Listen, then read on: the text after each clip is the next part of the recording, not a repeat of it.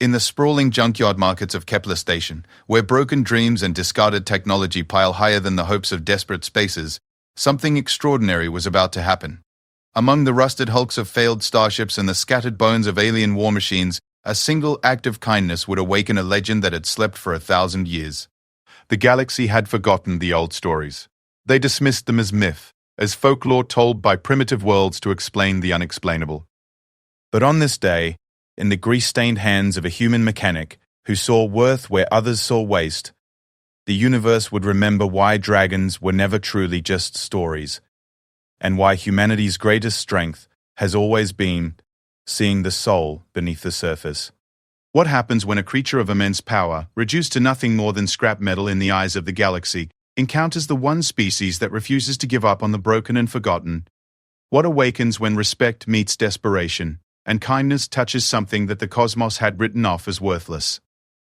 The answer would shake the foundations of an empire that had ruled through fear for millennia, and prove once again that humans have a dangerous habit of befriending the very things that others fear most. The morning shift alarm blared across Kepler Station's lower decks, cutting through the perpetual hum of recycling processes and atmospheric scrubbers. Jake Martinez rolled out of his narrow bunk, his back protesting the movement with familiar aches.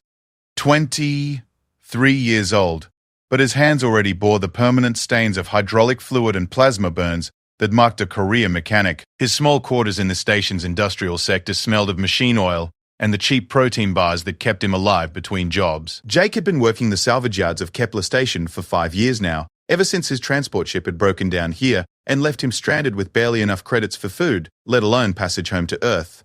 What started as temporary work to earn fair money had become his life when he discovered something remarkable. He was good at fixing things that others had given up on. More than good, he had a gift for breathing life back into technology that everyone else considered dead.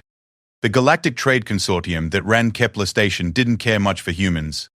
Earth was a backwater world that had only joined galactic civilization 50 years ago, and most alien species still viewed humans as upstart primitives. The good jobs, the ones that paid well and offered advancement, went to the established species, the cold, calculating Xanthari with their mathematical minds, the proud Valorian warrior merchants, the ancient Kethmore who claimed to have been exploring space when humans were still learning to make fire. Humans got the jobs nobody else wanted. They cleaned waste processes, maintained dangerous equipment, and worked in the salvage yards where the galaxy's broken dreams went to die. Jake didn't mind the work. There was something satisfying about taking a piece of technology that everyone had written off and making it function again. His small workshop in the lower levels had become known as the place to bring the hopeless cases. Xanthari merchants would arrive with cargo haulers that 5 other mechanics had declared beyond repair.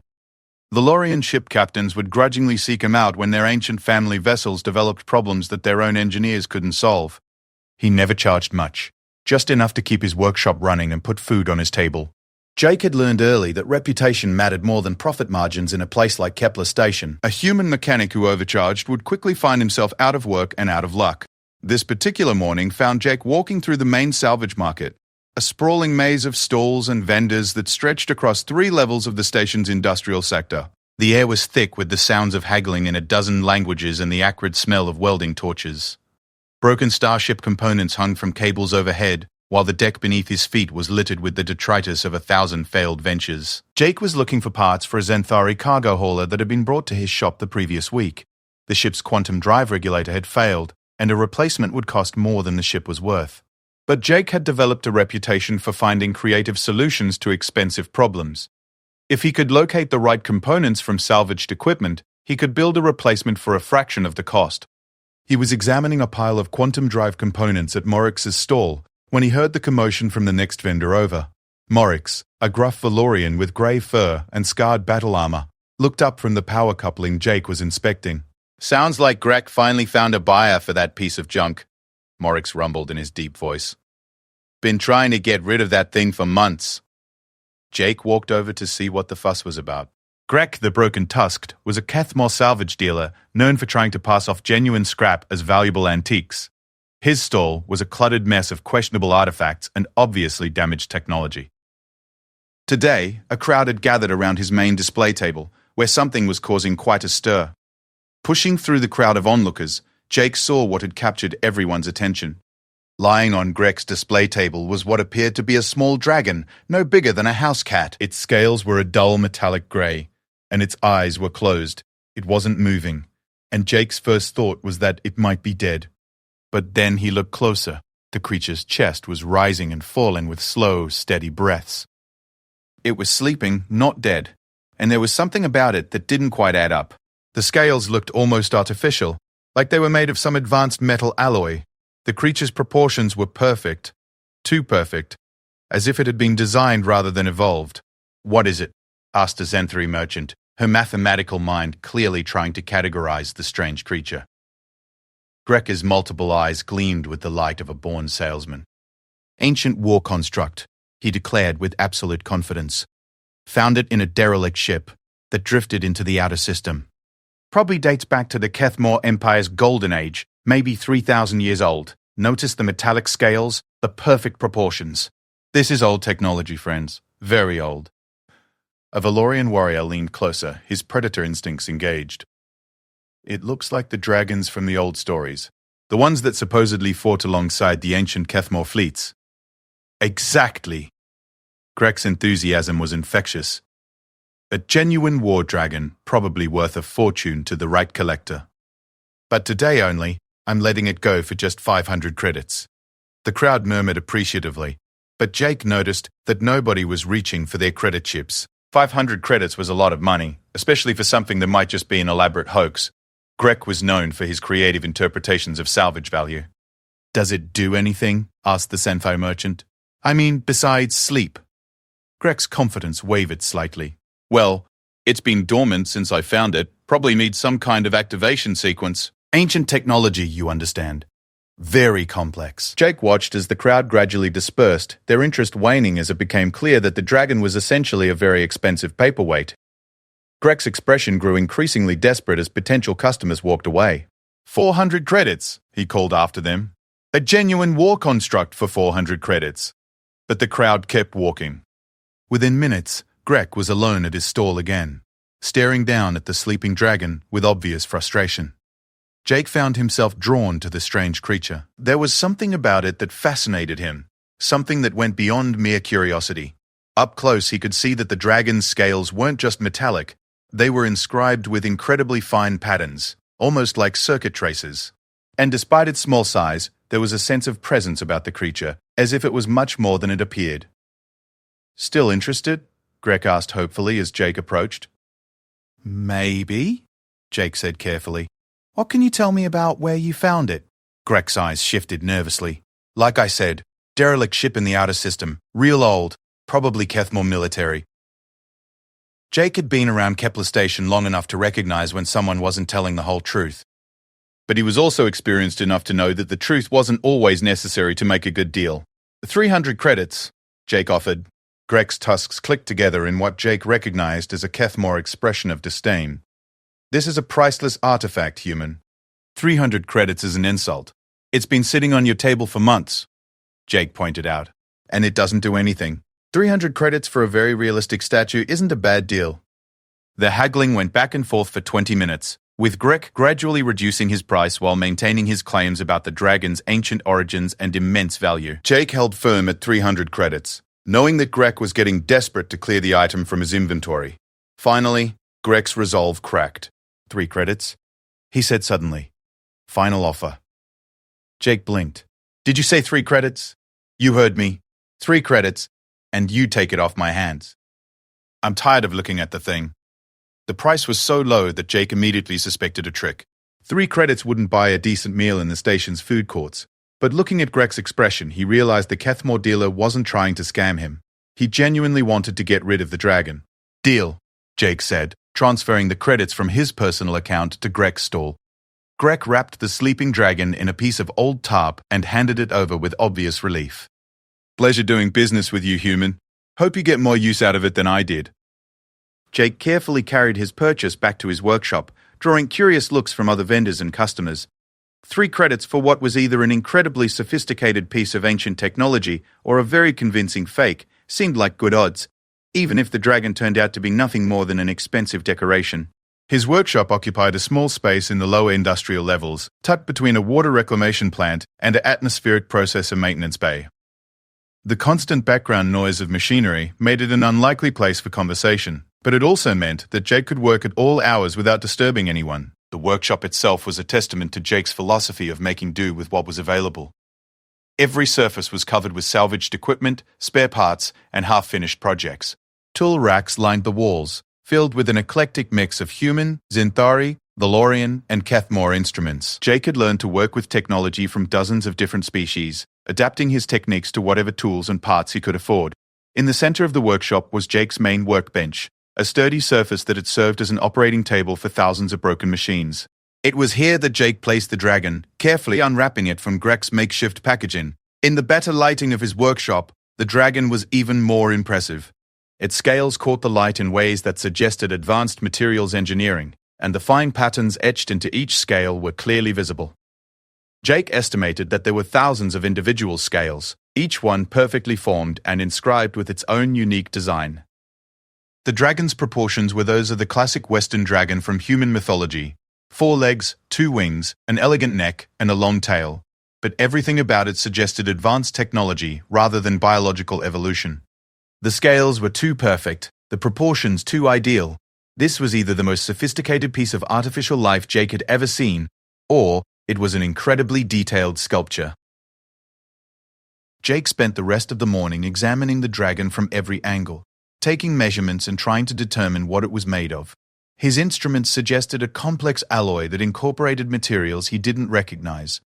The internal structure, as revealed by passive scans, was incredibly complex, far more sophisticated than would be necessary for a simple statue. But despite all his examination, Jake couldn't find any obvious way to activate the dragon or determine what it was supposed to do. There were no visible control panels, no access ports, no power connections. If it was a machine, it was unlike any technology Jake had encountered before. As the station's day cycle moved into afternoon, Jake found himself simply sitting and watching the dragon. There was something peaceful about its steady breathing, something that made him reluctant to poke and prod at it with instruments.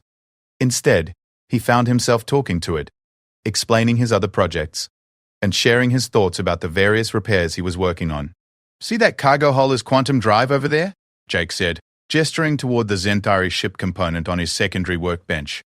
"The owner thinks it's beyond repair, but I think I can rebuild the regulator matrix using parts from 3 different salvaged units. It won't be pretty, but it should work."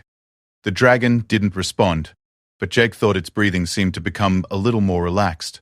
As the afternoon wore on, Jake continued his work on other projects while keeping one eye on the dragon. He was beginning to think that perhaps Greg had been right. It might be nothing more than an elaborate sculpture, worth keeping simply because it was beautiful and mysterious. But then, as Jake was testing a repaired power coupling, something changed. The dragon's eyes opened. They were the most beautiful things Jake had ever seen. Large and luminous, they seemed to contain depths that went far beyond what should be possible in such a small creature. They were the color of liquid gold with flecks of silver that moved like tiny stars, and they were looking directly at Jake with an intelligence that was unmistakably real. Jake froze, the power coupling forgotten in his hands. The dragon lifted its head from the workbench and looked around the workshop with obvious curiosity. Its movements were fluid and natural, nothing like the jerky motions Jake would have expected from a mechanical construct. "Hello," Jake said quietly, not wanting to startle the creature. The dragon turned its attention back to Jake and tilted its head in what seemed like curiosity. Then, to Jake's amazement, it spoke. "Hello," the dragon replied, its voice a soft whisper that seemed to come from everywhere and nowhere at once. "You are the one who brought me here." Jake nodded, not trusting his voice. The dragon stretched its wings, which Jake noticed were inscribed with the same intricate patterns as its scales. "I have been sleeping for a very long time. Your presence woke me. I didn't do anything special," Jake managed to say. "I just bought you from Greg's stall." The dragon's golden eyes seemed to sparkle with amusement. "You treated me with respect. You spoke to me as if I could hear you. That is not nothing, young human." Jake felt his heart racing. Whatever this creature was, it was clearly far more than the simple construct or sculpture he had imagined. "What are you?" he asked. The dragon considered the question for a moment before answering. "I am what your people would call a dragon, though that word carries many meanings. I am also what the Kethmore called a guardian, a protector and companion to those who prove themselves worthy. Worthy of what? Respect, kindness. The willingness to see value where others see only problems to be solved or obstacles to be overcome. The dragon looked around the workshop again. This place speaks well of you. You heal broken things, you give them new life. Jake felt a strange warmth spreading through his chest. It's just my job. No, the dragon said gently. It is much more than that. I have been listening while I slept. I have heard how you speak to the machines you repair, how you treat them with care and patience. I have felt the respect you show for the work of others, even when that work is broken and incomplete. The dragon spread its wings and lifted itself into the air, hovering at Jake's eye level with movements that defied everything Jake knew about aerodynamics. This close, Jake could see that the patterns on its scales were glowing faintly, pulsing with a soft inner light. My name is Zephyr, the dragon said. I have been waiting a very long time to meet someone like you. Jake stared at the magnificent creature floating before him, realizing that his life had just taken a turn that would change everything. I'm Jake, he said. Jake Martinez. Well met, Jake Martinez, Zephyr replied. I believe we are going to do great things together.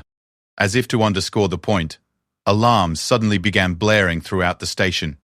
Emergency lights flashed red, and the automated announcement system crackled to life. Attention all station personnel. We are experiencing a hostile contact situation. All civilian personnel report to designated emergency shelters immediately. This is not a drill. Jake and Zephyr looked at each other as the implications sank in. Kepler Station was under attack, and Jake had just awakened something that called itself a Guardian. The timing seemed far too coincidental to be chance.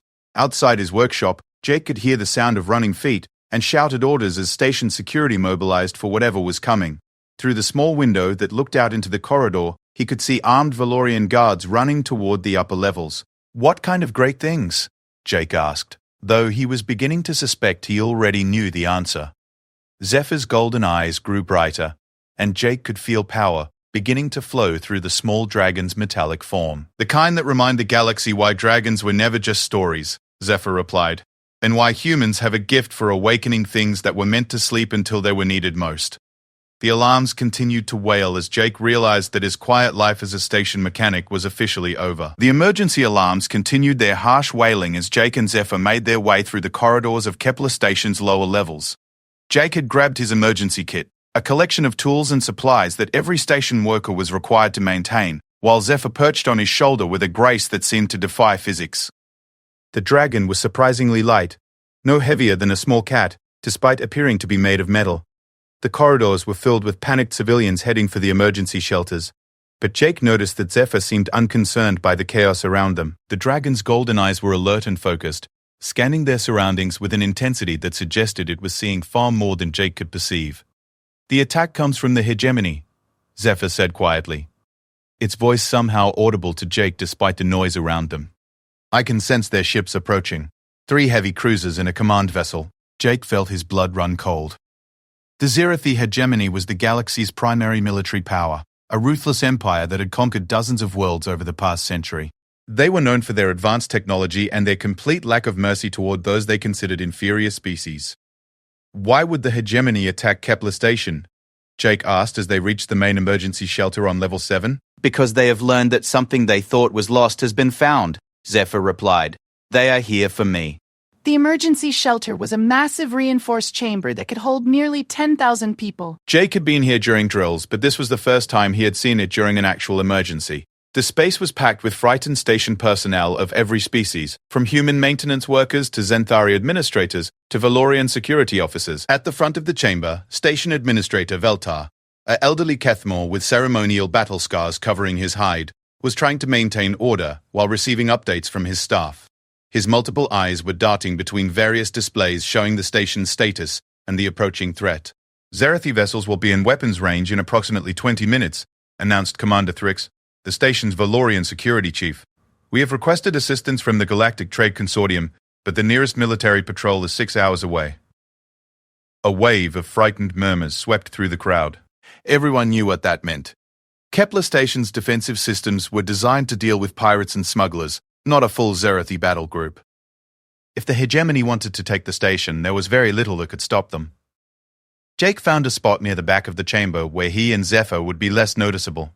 He had no desire to explain to station security why he was carrying around a mysterious dragon that claimed to be the target of the attack.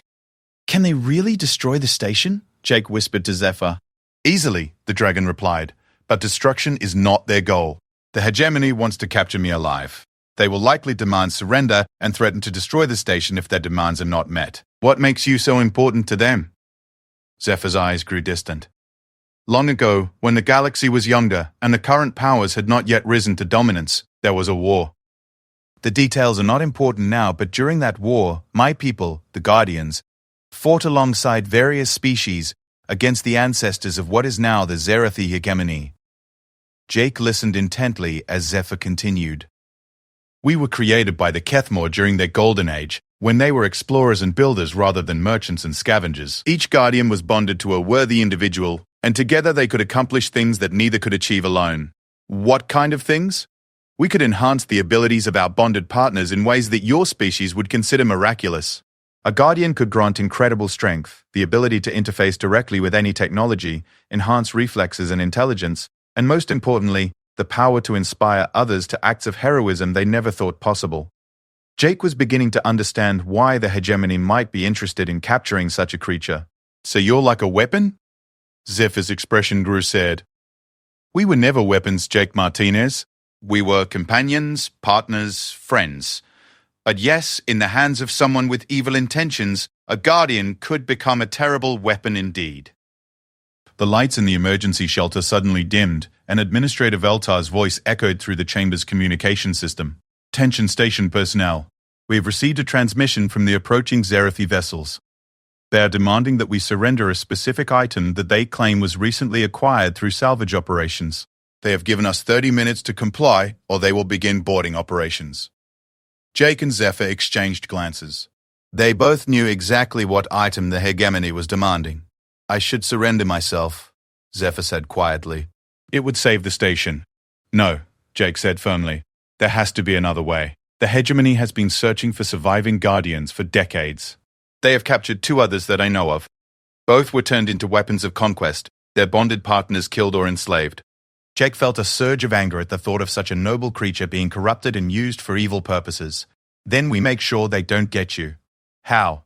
"I am one small dragon, and you are one human mechanic. What can we do against a hegemony battle group?" Jake looked around the emergency shelter, taking in the thousands of frightened beings who called Kepler Station home. Many of them were people he had worked with, shared meals with, helped with various problems over the years. The thought of them being hurt because he refused to give up his new friend was almost unbearable. But then he remembered something Zephyr had said about Guardians enhancing their partners' abilities. "You said you could help me interface with technology directly?" "Yes, but...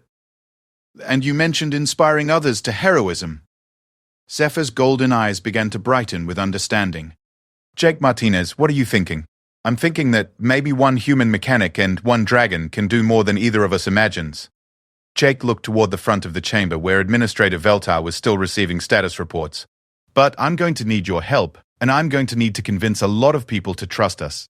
Jake made his way through the crowd, toward the administrative area, with Zephyr still perched on his shoulder. Several station personnel noticed the dragon and stared in amazement. But the emergency situation meant that most people were too focused on their own fears to pay much attention to one human's unusual companion. Commander Thrix spotted Jake approaching and moved to intercept him. The Valorian's predator instincts were clearly on high alert, and his hand rested casually on the grip of his sidearm. "Civilian personnel are required to remain in the designated areas," Thrix growled. "I need to speak with Administrator Veltar," Jake said calmly.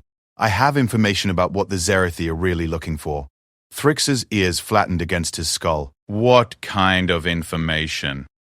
Instead of answering, Jake gestured towards Zephyr. The dragon lifted its head and looked directly at the Valorian security commander, its golden eyes meeting his predatory gaze without fear. "I am what they seek," Zephyr said clearly. Thrix's hand tightened on his weapon, but his warrior's instincts told him that this small creature represented no immediate threat. "What are you?" he asked. "I am a guardian," Zephyr replied, "and this human has awakened me from a sleep that lasted centuries." Within minutes, Jake and Zephyr found themselves in Administrator Veltar's private office, a small chamber adjacent to the emergency shelter. The elderly Kethmore listened intently as Zephyr explained its nature and the reason for the hegemony's attack. "A guardian," Veltar murmured, his multiple eyes focused on the small dragon. "I thought they were myths, stories told by our ancestors to glorify the old days." "We were real enough," Zephyr replied, "though perhaps it is better that we became legends. It meant that those who would abuse our abilities stopped looking for us." "Until now," Commander Thrix added grimly. "The hegemony's intelligence network is extensive. If they've learned that a guardian has been awakened, they won't stop until they have it." Jake stepped forward. "Then we don't give them the chance to take Zephyr. We fight back." Thrix's laugh was harsh. "Fight back? Against 3 heavy cruisers? Human, your species may be known for optimism, but this borders on delusion." "Actually," Veltar said thoughtfully, "it might not be as impossible as it seems." The administrator activated a holographic display showing the station's layout and defensive systems. Kepler Station was built on the hull of an ancient Kethmore fortress ship. Most of the original weapons systems were removed or deactivated when it was converted to a civilian facility, but the underlying infrastructure remains. Jake studied the display, his mechanic's eye picking out the details that others might miss. The power conduits are still there, he realized, and the targeting sensors. Even some of the weapon mounts. Exactly. But bringing those systems online would require someone with an intimate knowledge of both ancient Kethmore technology and modern power distribution systems. Someone who could interface directly with the station's computer networks and coordinate repairs across dozens of different subsystems simultaneously. All eyes turned to Jake and Zephyr. The dragon's golden eyes were already beginning to glow with inner light. "It would be dangerous," Zephyr warned. "Bonding with a guardian to the degree necessary for such a task creates permanent changes in both participants. You would never be quite the same person again." Jake thought about his quiet life as a station mechanic, about the simple satisfaction of fixing broken things and helping people solve their problems. Then he thought about the thousands of innocent beings in the emergency shelter, about Zephyr being captured and corrupted by the hegemony, about the galaxy becoming a little bit darker if evil was allowed to triumph, simply because good people were too afraid to act. I understand, Jake said. "Let's do it." The bonding process was unlike anything Jake had ever experienced. Zephyr landed on his outstretched palm and began to glow with an intense golden light. Jake felt warmth spreading up his arm and through his entire body, followed by a sense of connection that went far beyond the physical. Suddenly, Jake could sense every electronic system on Kepler Station.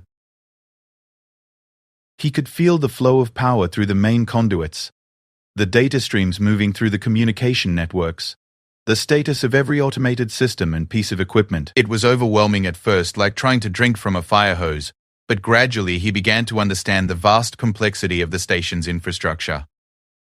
More than that, he could sense the fear and determination of every person on the station. Thousands of individual minds, each with their own hopes and fears, all looking to him and Zephyr for salvation. The weight of that responsibility should have been crushing, but instead, Jake felt a surge of strength and purpose that lifted him beyond his normal limitations.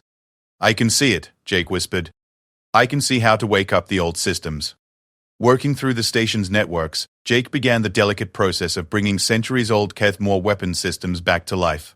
It was like performing surgery on a patient who had been in a coma for generations, carefully stimulating dormant neural pathways while avoiding damage to vital organs. Zephyr's presence enhanced every aspect of Jake's abilities. His fingers flew across control interfaces with impossible speed and precision. His mind processed technical manuals and schematics that would have taken days to understand in the space of seconds. Most importantly, he could feel the station itself responding to his touch, ancient systems awakening with something that felt almost like gratitude. As the first defensive batteries came online, alarms began sounding throughout the Zerathi battle group. The approaching ships had expected to find a helpless civilian station. Instead, they were facing weapons that hadn't been seen in active service for 1,000 years. "Impossible," came the transmission from the Hegemony command ship. "Kepler Station is a civilian facility. It has no military capabilities." Administrator Veltar smiled, showing teeth that his warrior ancestors would have been proud of. "Perhaps you should have done better research before threatening our home." The space around Kepler Station erupted in brilliant flashes of energy as the ancient weapons opened fire. Jake, still connected to the station's systems through Zephyr, coordinated the defensive barrage with precision that impressed even the experienced Valorian security officers. But the hegemony ships were not helpless targets. They began returning fire with weapons that were far more advanced than the ancient Kethmore systems. And Jake quickly realized that raw firepower alone would not be enough to save the station. "We need to be smarter," he told Zephyr. "We can't match their technology, but maybe we can outthink them." "Show me," Zephyr replied, and Jake felt the dragon's intelligence merging with his own, creating a partnership that was greater than the sum of its parts. Instead of trying to destroy the hegemony ships with direct fire, Jake began using the station's weapons in more creative ways. He targeted their sensor arrays, blinding them to precise targeting. He used the station's tractor beams to pull debris into the path of incoming missiles.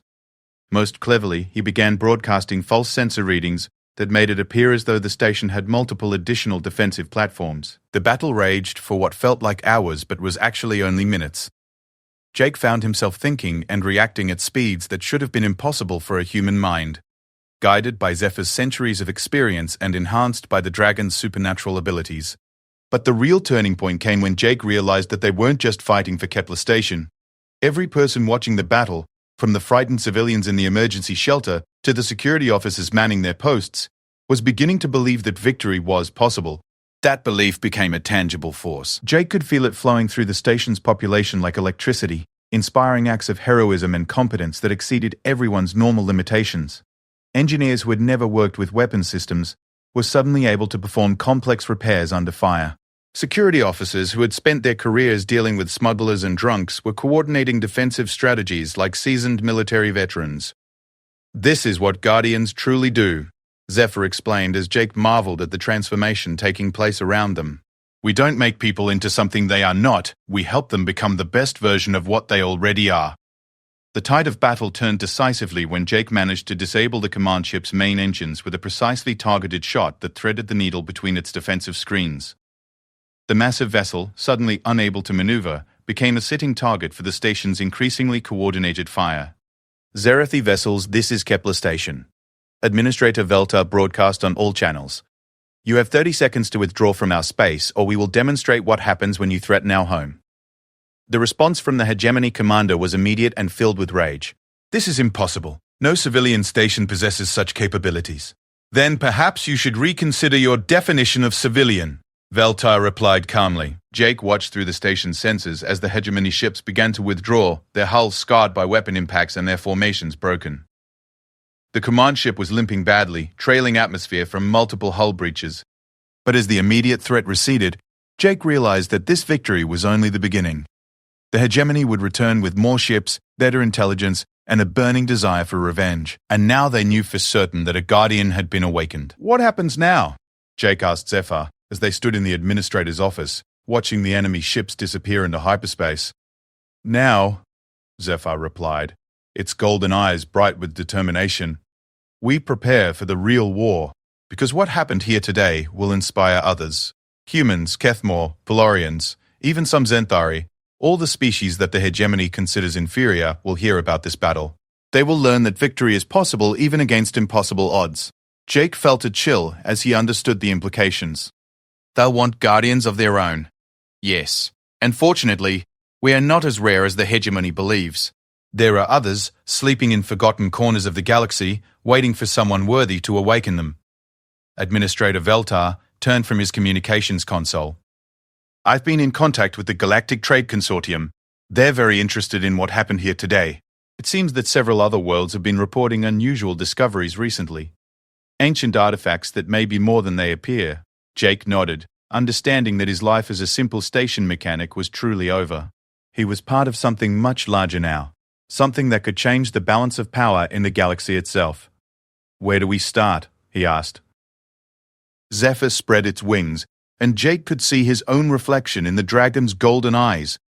But it wasn't quite the same reflection he would have seen that morning. There was something different about his eyes, a depth and confidence that hadn't been there before.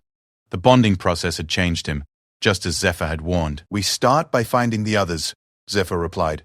"Both Guardians and the humans who can awaken them. Because if today proved anything, it's that humans have a gift for seeing potential where others see only problems." Jake smiled, thinking about all the broken things he had fixed over the years, all the technology that others had given up on. It seemed fitting that his greatest repair job would be fixing a galaxy that had forgotten how to hope. 6 months after the battle at Kepler Station, Jake Martinez stood on the observation deck of the exploration vessel New Horizons, watching as they approached their 15th potential Guardian site. The ship was a joint project between the Galactic Trade Consortium and the emerging Guardian Coalition, a loose alliance of species and worlds that had begun forming in response to increasing hegemony aggression. Jake barely resembled the simple station mechanic he had been half a year ago. The bonding with Zephyr had changed him in ways that went far beyond the obvious. His reflexes were faster, his mind sharper, and he possessed an intuitive understanding of technology that bordered on the supernatural. But perhaps more importantly, he had gained something that was harder to quantify, a presence that made others want to follow him, to believe that impossible things were achievable. Scanning shows extensive ruins, reported Dr. Sarah Chen, the expedition's chief archaeologist. Sarah was one of 12 humans who had joined the Guardian search program, each bringing their own specialized skills to the effort. The architectural style is consistent with late-period Kethmore construction, probably about 800 years old. Zephyr, now permanently bonded to Jake, perched on his shoulder with the casual ease of long familiarity. The dragon had grown slightly since their initial bonding, not in physical size, but in presence and power. Its golden eyes seemed to contain depths that reflected the accumulated experience of their shared adventures. "I can sense something," Zephyr said quietly, its voice audible only to Jake through their mental link. "There's definitely a guardian here, but something is wrong. The resonance feels angry." Jake nodded, unsurprised. They had encountered this before. Not all guardians had slept peacefully through the centuries. Some had been awakened improperly, bonded to unworthy partners, or simply driven mad by isolation and abandonment.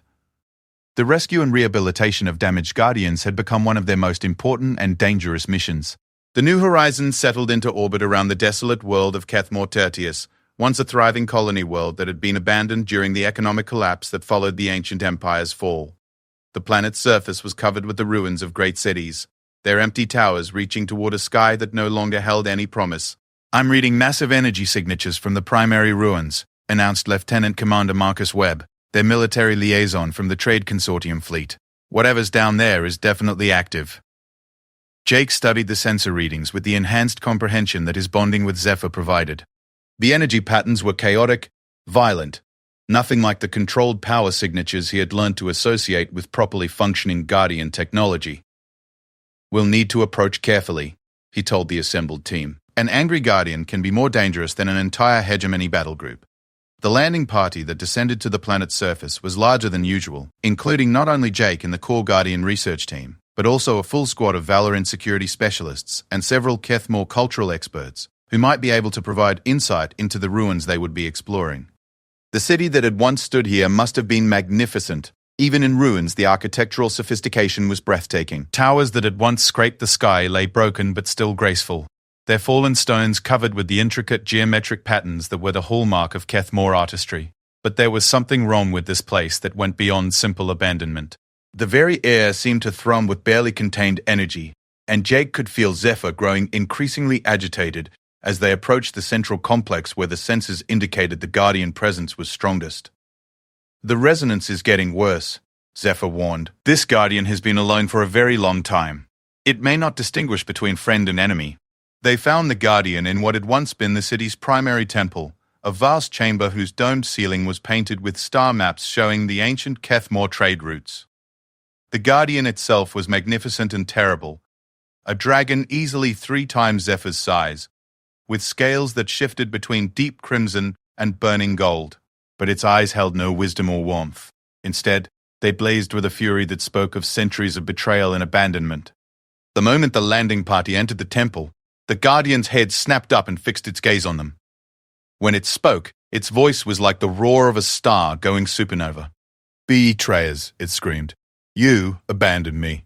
You left me here to guard nothing, to protect emptiness, to watch over the bones of the dead." Jake stepped forward, feeling Zephyr's calming presence in his mind. "We're not your enemies," he said clearly. "We've come to help you." The Guardian's laugh was bitter and filled with madness. "Help? Where was your help when my bonded partner died of old age while I was bound to this cursed place? Where was your help when the last of the faithful grew old and died, leaving me alone with nothing but memories and duty?" Jake felt a surge of understanding and sympathy. This Guardian had been bound to serve as a protector of this temple, but unlike Zephyr, it had never been given the option to sleep when its purpose was complete. Instead, it had remained awake and aware, watching helplessly as its world died around it. "What's your name?" Jake asked gently. The Guardian's blazing eyes focused on him with something that might have been surprise. "My name? It has been centuries since anyone asked my name." The great dragon drew itself up to its full impressive height. "I am Tempest, guardian of the sacred archives, protector of the last knowledge, keeper of promises that were never meant to be kept. Tempest," Jake repeated, putting as much respect and recognition into the name as he could. "You've done your duty, you've kept your promises. But now it's time to rest." Rest. Tempest's voice shook the ancient stones of the temple. "How can I rest when there is so much left undone? How can I sleep when the hegemony grows stronger every day, and the galaxy forgets the lessons that should never be forgotten?" Jake felt Zephyr stirring on his shoulder, and suddenly he understood what needed to happen. This Guardian didn't need rescue in the traditional sense. It needed a new purpose, a new reason to continue existing that didn't involve endless solitary vigil over a dead world. "Come with us," Jake said. "Help us wake the other Guardians. Help us teach a new generation what it means to bond with beings like yourselves. Help us prepare for the war that's coming." For the first time since they had entered the temple, Tempest's burning gaze showed something other than anger. "You would trust me? After what I have become?" "You became what any Guardian would become after centuries of isolation and abandonment," Jake replied. "But you never forgot your duty. You never stopped caring about protecting others. That's what makes you worthy of trust." The transformation that followed was gradual but unmistakable. The chaotic energy that had surrounded Tempest began to stabilize. The wild fury in its eyes replaced by something that looked very much like hope. "There are others?" Tempest asked. "Other Guardians have been awakened?" "Dozens." Zephyr spoke for the first time since they had entered the temple. "And more are being found every day. The galaxy is remembering what we truly are." Over the following hours, Jake and his team worked with Tempest to understand what had happened on this world and why this Guardian had been left alone for so long. The story that emerged was both tragic and inspiring. Tempest had been bonded to a Kethmore scholar named Velmoth, who had dedicated his life to preserving the most important archives of Kethmore knowledge. When the Empire began to collapse, Velmoth had brought these archives to this remote world, hoping to keep them safe until the chaos passed and civilization could be rebuilt. But the collapse had been more complete than anyone had anticipated. Trade routes were abandoned, colonies were evacuated, and entire worlds were forgotten. Velmoth had grown old and died on this world, still hoping that someone would come to claim the archives. He had spent his life protecting. Tempest, bound by duty and love for his departed partner, had remained at his post for 800 years, guarding knowledge that nobody remembered existed. The archives, Jake realized. They're still here, aren't they? Tempest's expression grew almost shy. "Would you like to see them?" What Tempest showed them in the depths of the temple complex was beyond anything they had imagined. Vast chambers filled with information storage devices, containing the accumulated knowledge of the Kethmore Empire at its height, scientific discoveries, historical records, philosophical treatises, and most importantly, detailed information about Guardian biology and the proper procedures for bonding. Dr. Price. Chen was practically vibrating with excitement as she examined the archives. "This is incredible. There's enough information here to revolutionize our understanding of Guardian technology. And look at this. Detailed records of Guardian breeding programs, instructions for creating new Guardians, even theoretical work on enhancing Guardian abilities." But it was Jake who spotted the most important discovery. Hidden in a sealed section of the archives were the locations of dozens of Guardian sites throughout the galaxy, including several that were listed as emergency reserve sites containing multiple Guardians in deep stasis. "Tempest," Jake said quietly. "This isn't just an archive. It's a war chest." Velmoth wasn't just preserving knowledge, he was preparing for someone to eventually continue the fight. The ancient Guardian's eyes blazed with renewed purpose. Yes, he always believed that someday worthy beings would come to reclaim what had been lost. He spent his final years preparing these archives specifically for that day. Jake felt a chill as the full implications sank in. The Kethmore hadn't just left behind scattered Guardians and fragments of their technology. They had left behind a comprehensive manual for rebuilding their entire Guardian program, complete with detailed intelligence about their enemies and strategic plans for eventual victory. "We need to get this information back to the Coalition immediately," Lieutenant Commander Webb said. If half of what I'm seeing here is accurate, it could change the entire balance of power in the galaxy. But their celebration was interrupted by urgent communications from the New Horizons. Captain Torres, the ship's commanding officer, appeared on their portable communication array with an expression of barely controlled panic. Commander Martinez, we're detecting multiple hyperspace signatures inbound to this system. Configuration matches hegemony battle groups, at least 6 heavy cruisers and what appears to be a dreadnought-class vessel. Jake felt his enhanced senses reaching out, searching for confirmation of the threat. Through his link with Zephyr, he could sense the approaching ships like a dark storm on the horizon. How long until they arrive? He asked. 20 minutes, maybe less. Jake looked around at his team, at Tempest, at the priceless archives that could change the course of the war. There was no way they could evacuate everything in 20 minutes, and the New Horizons was an exploration vessel, not a warship. In a direct confrontation with a hegemony dreadnought, it wouldn't last 5 minutes. Tempest, Jake said. Can you still fight? The ancient guardian's laugh was like thunder rolling across the mountains. Human, I have been waiting 800 years for a worthy battle. The hegemony wants to claim this knowledge for themselves? Let them try. What followed was the most incredible display of Guardian power that Jake had ever witnessed. Tempest, fueled by centuries of pent-up rage and finally given a worthy cause to fight for, began awakening systems throughout the ruined city that Jake hadn't even known existed. Ancient defensive platforms rose from their hiding places beneath the rubble. Weapon emplacements that had been dormant for centuries began powering up with energies that made space itself ripple. And at the center of it all, Tempest became something that transcended the merely physical, a force of nature given form and purpose. But even more impressive was what happened when Jake linked his consciousness to Tempest's through Zephyr. The three-way bond created something unprecedented, a fusion of human ingenuity, guardian power, and ancient wisdom that was greater than the sum of its parts. Through this enhanced connection, Jake found himself coordinating the defenses of an entire world. He could sense every approaching enemy ship, predict their movements, and direct countermeasures with precision that bordered on precognition. Zephyr served as the link between Jake's tactical mind and Tempest's raw power, while Tempest provided the sheer force necessary to make their strategies reality. The battle that followed became the stuff of legend. A single ruined world, defended by 2 humans, a pair of guardians, and the awakened ghosts of an ancient civilization, held off an entire hegemony battle group. Jake watched through enhanced senses as hegemony ships began falling to weapons that had been considered myth. Their dreadnought, a massive vessel that could have leveled continents, found itself facing defensive systems that treated its supposedly impenetrable armor as merely an interesting engineering challenge. But the real turning point came when Jake realized that they weren't just defending this world, they were sending a message to the entire galaxy. Every ship that witnessed this battle, every intelligence agency monitoring the engagement, would spread the word about what they had seen. The Guardians weren't just returning. They were returning with a vengeance. As the surviving hegemony ships fled the system, Jake found himself standing in the ruins of the temple, looking up at Tempest with a mixture of awe and friendship. What happens now? He asked, echoing the same question he had posed to Zephyr 6 months earlier. Now, Tempest replied, its voice no longer filled with rage, but with something that might have been joy. We take this knowledge to your coalition. We awaken every guardian who can be awakened. We teach every human who has the gift to bond with us. Zephyr stirred on Jake's shoulder, adding its own voice to the conversation. And we prepare for the real war, because what the hegemony saw here today will terrify them. They will throw everything they have at us to prevent the return of the Guardians. Jake nodded, understanding that they had crossed a point of no return.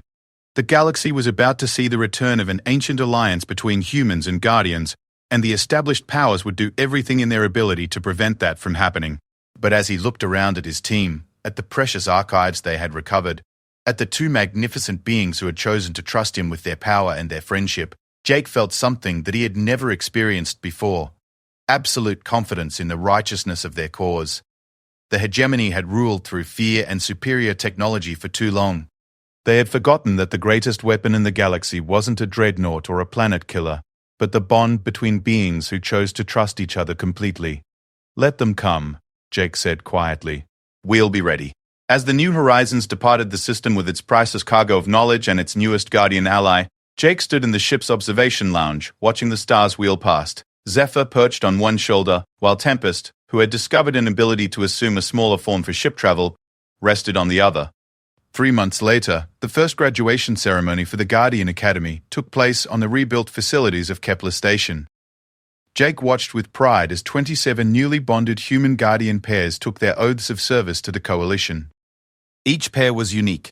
Mechanics bonded to technical Guardians, soldiers paired with warrior Guardians, scientists linked to scholarly Guardians who specialized in research and discovery. But all of them shared the same fundamental truth that Jake had discovered in Grekka's salvage stall, that sometimes the most powerful things in the galaxy come disguised as problems that nobody else wants to solve.